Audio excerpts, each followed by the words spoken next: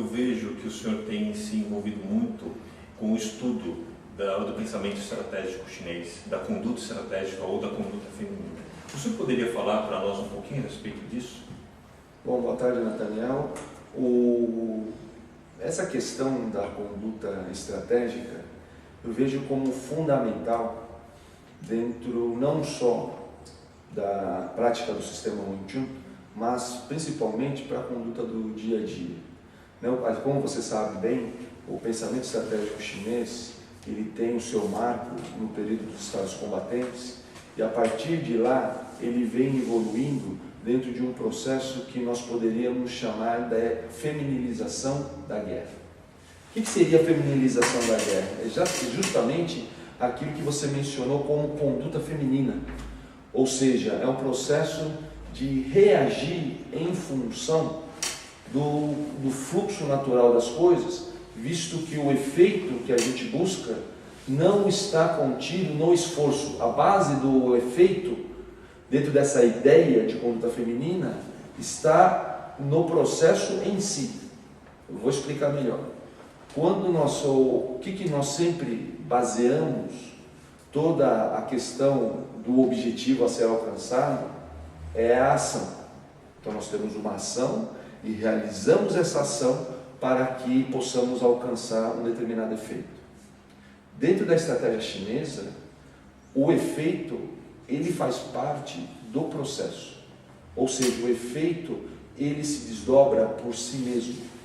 Ele não tem, portanto, uma consequência do esforço ou da dedicação ou do ativismo pessoal que possa existir para que esse efeito aconteça. Aliás, ao contrário, quanto mais esforço, quanto mais dedicação, quanto mais sacrifício se faz, mais se barra o efeito. Não porque a gente está querendo buscá-lo no sentido de querer abreviá-lo, acontecer rápido, mas porque a natureza dele, do efeito, está na ordem do processo e não da ação em si, ou seja, da transformação. Daí porque Grão-Mestre Moyat, que foi seu Sikun, meu Sifu, ele sempre dizia que a natureza da transmissão do sistema Wing Chun diz respeito a pessoa não perceber que está aprendendo.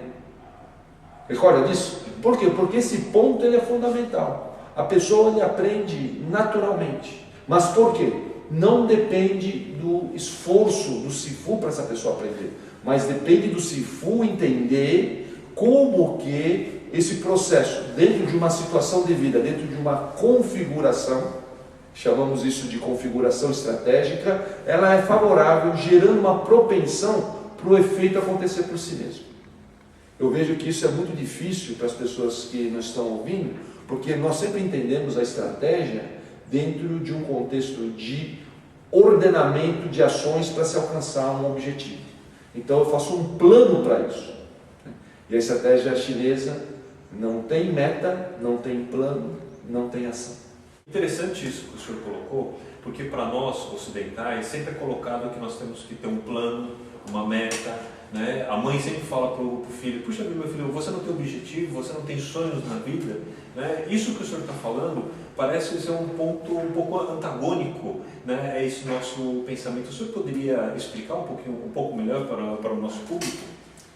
Olha, Nathaniel, essa questão que você está falando talvez seja um dos motivos pelos quais hoje se interpreta de uma maneira muito equivocada o que seja Kung Fu e toda a prática da arte marcial em geral, mas particularmente a chinesa. Por quê? Porque nós vemos, obviamente, nós ocidentais, nós vemos essas práticas dentro de uma ótica que pertence à nossa cultura.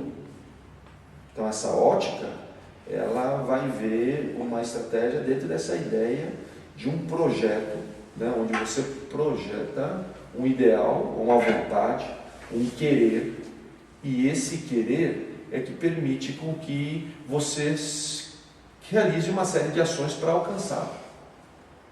Dentro da estratégia chinesa, o ponto crucial é entender o processo no qual nós estamos inseridos. Ou seja, o que quero dizer é o seguinte: o que o chinês chama de situação, ou seja, configuração, nós chamamos de Yang. Né? Nós temos inclusive no Wing Chun uma noção muito importante, que é a noção de Do Yang, né? Você conhece muito bem. E Toi, muitas vezes a pessoa ela interpreta como enfrentar, né? Se postar de frente. Mas também Toi significa ajustar, sabe? Adentrar no processo, como, por exemplo, estar dentro de uma configuração. Porque é isso que acontece. Nós fazemos parte dessa configuração. Nós não somos uma entidade à parte dessa configuração que vai agir dentro dela. Nós estamos dentro desse processo. Aliás, quanto mais nós estivermos dentro, quanto mais nós estivermos misturados dentro desse processo, mais efeito isso alcançará. Por isso que o ponto crucial, o estrategista chinês, né, voltando até a sua primeira pergunta, ele vai primeiro fazer uma avaliação de relação de forças. Para onde está indo a propensão? Essa propensão está a favor daquilo que eu estou querendo ou não? Para aí sim perceber ou para onde que eu tenho que ir, direcionar o meu esforço. Só que esse esforço não é um esforço à parte do processo. Muito pelo contrário, é um esforço que vai favorecer aquilo que já está favorável. Por isso que, se eu vejo que ainda não está favorável, o que eu faço? Eu espero até aquilo estar favorável. Então o ponto crucial não seria ter uma meta. O ponto crucial seria identificar o benefício. Identificar o que é que está favorável dentro daquela circunstância. Mas o pensador clássico chinês, ele não tem um desejo, então? Porque nós partimos da ideia, nós partimos do querer. Então vamos dizer, qual seria então o ponto inicial de tudo? O ponto inicial de tudo é ver a relação do que se pode fazer, não é do que se quer. Quer dizer, o querer ele fica muito à parte, mais uma vez, desse processo. Né? Existe um adágio, né, dentro da nossa cultura que fala: querer é poder. Então, eu acho que ele tem movido muitas vezes toda a ação, né, da nossa civilização, a civilização ocidental.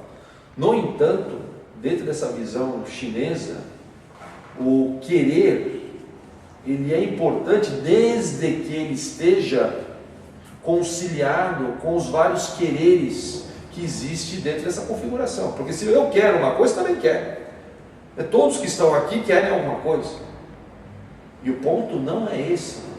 O ponto é: por que você acha que o meu querer vai valer mais do que o seu querer? Não é mesmo? Por isso que você, se você recordar bem, o primeiro domínio do nosso sistema, como é que chama? Ciunital, que poderia ser perfeitamente traduzido como pequeno querer, ou a diminuição do querer, não é? Que seria o ponto de partida. A primeira coisa que é importante, eu acho que isso o Wing Chun talvez tenha herdado dos budistas, né? Essa ideia da diminuição do desejo, né? Porque com essa diminuição do querer, você enxerga com maior clareza as possibilidades existentes dentro de uma circunstância. Quando você está muito focado no seu querer, naquele querer egóico, né? O que acontece? Você fica cego para as possibilidades. Então é muito importante para o estrategista chinês querer pouco. Querer, claro, porque eu acho que é importante você ter um direcionamento, mas não aquele querer obsessivo, não aquele querer que persiste, não aquele querer abnegado, né? Que faz com que você fique cego com relação ao que está em sua volta. Então, a partir disso, eu não tenho um plano pré-estabelecido. Eu vou me ajustando de acordo com a propensão, da mesma forma que o surfista se ajusta de acordo com a onda que ele está pegando. Dentro da sociedade, Nós temos sempre visto essa relação de que eu preciso ser o melhor, eu preciso superar, eu preciso me destacar, né? Eu preciso vencer o outro.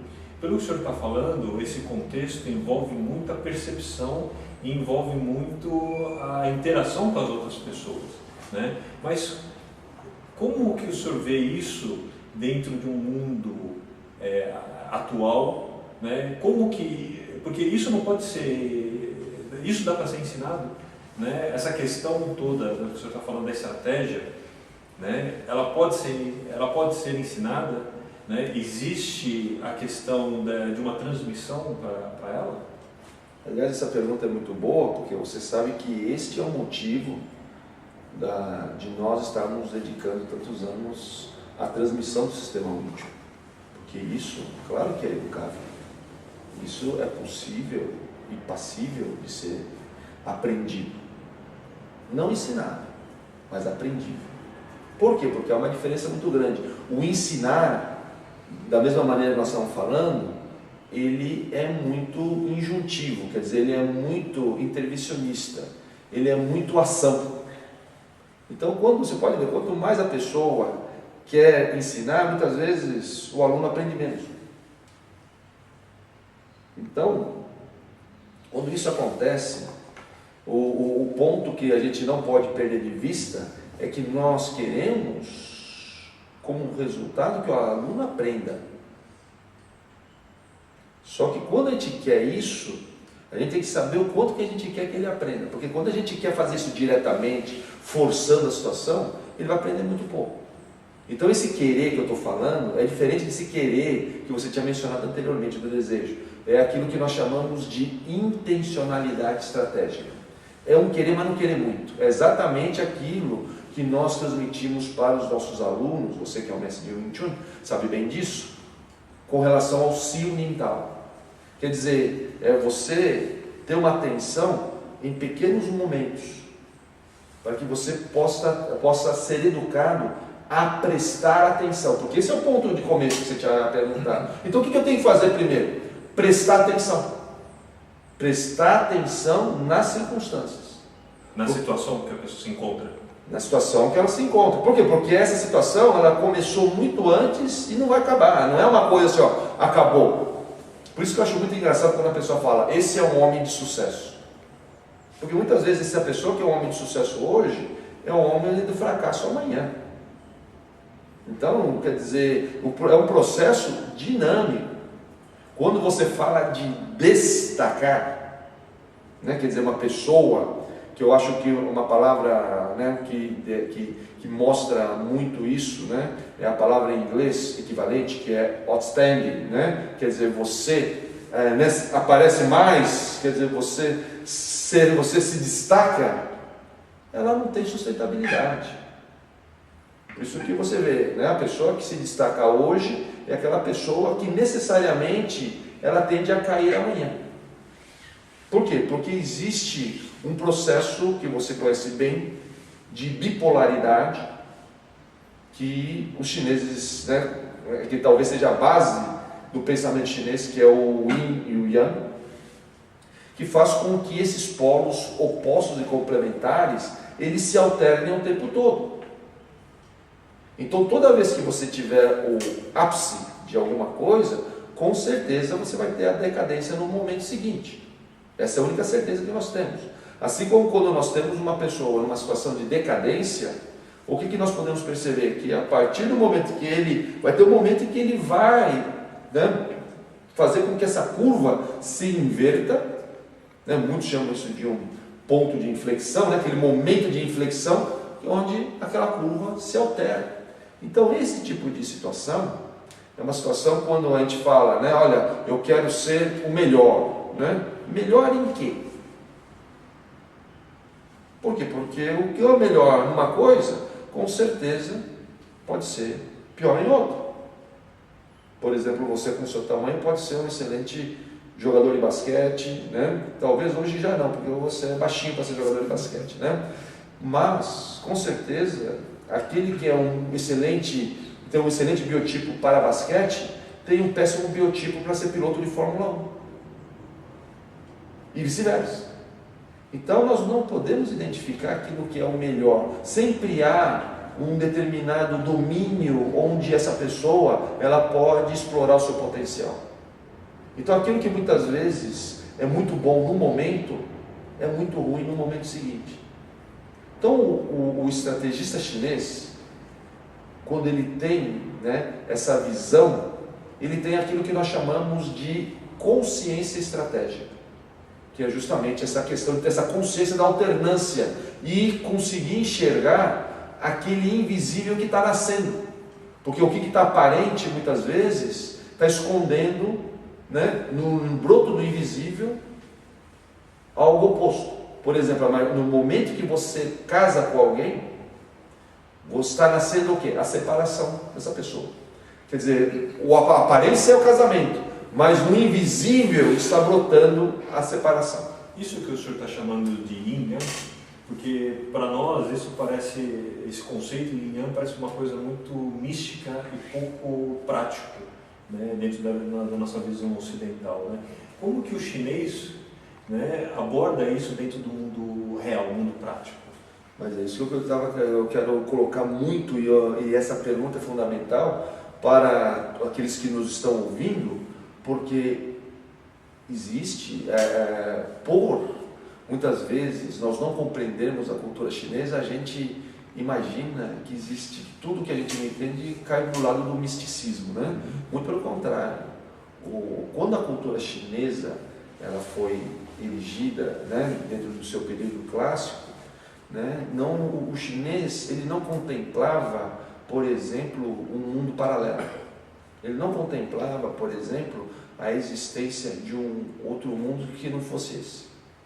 Então, é muito interessante porque os filósofos, não é certo que nós podemos chamar assim, mas vamos ser mais rigorosos, chamando de sábios, né, porque eles estavam atentos à sabedoria e não à filosofia necessariamente. O mundo paralelo, o senhor fala pós-morte. Pós-morte, ou o mundo paralelo a esse, etc., né? Eles não contemplavam isso. Então o que acontece? Esse sábio, ele tinha que, tudo que ele falava tinha que funcionar nesse mundo. Acho isso muito importante ser colocado, tá? Tinha que funcionar nesse mundo. Então quando eu estou falando do invisível, eu estou falando daquele momento ainda que está por nascer, é tudo nesse mundo aqui. Não é no mundo espiritual, não é nesse mundo que as pessoas muitas vezes levam para o lado do misticismo ou até da metafísica. É um mundo que está acontecendo agora, mas num estágio de consciência que nós não temos. Porque o curioso é isso, o que nós não temos consciência, ele não existe no nosso mundo. Então por isso que é tão importante nós trabalharmos a questão da consciência. E a consciência estratégica é justamente levar em consideração aquilo que a consciência comum não está percebendo.